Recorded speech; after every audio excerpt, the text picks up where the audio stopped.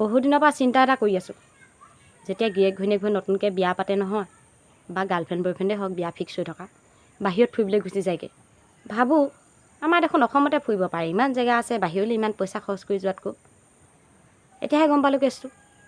এতিয়া যদি গাঁৱৰ মাজত কেনেবাকৈ মানুহটোৱে মই হাতত ধৰা ধৰিকৈ যাওঁ, এইহাল ইমান চা আকৌ লাজ চম নাই, ঘৈণীয়ে হাতত ধৰি গৈছ যে নেদেখে নেকি ঘৈণীয়ে, এনেকৈ বুলি কয়। আৰু কেনেবাকৈ যদি উলহ মালহৰ পৰিৱেশত মানুহটোৱে যদি মৰমতে মানুহজনীক চুমা এটা খাবলৈ হয়, ইয়াত গিৰিয়েকটো ইমান পপিয়া চা গালত চুমা খাই দিছে, লাজ চম নাই নি বাৰু ইমান মানুহৰ মাজত, এইকেইটা এনেকৈ বুলি কয়।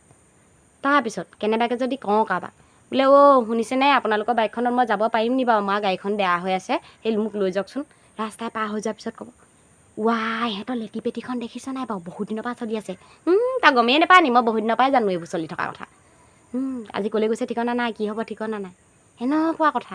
তাকে যদি কোনোবাই চেক দিবলৈ হাতখন আগবঢ়াই দিয়া হয়, হাতখন চুই চাইছে কোমল টান, বৰ বেয়া মানুহ দেই এইটো, হাত চুবলৈ মন আকৌ মাইকী মানুহ, সেইকাৰণে হাতখন আগবঢ়াই দিছে, সেনেকুৱা কথা।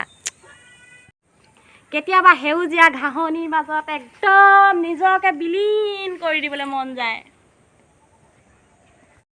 আৰু তেতিয়া ওচৰৰ মানুহবিলাকে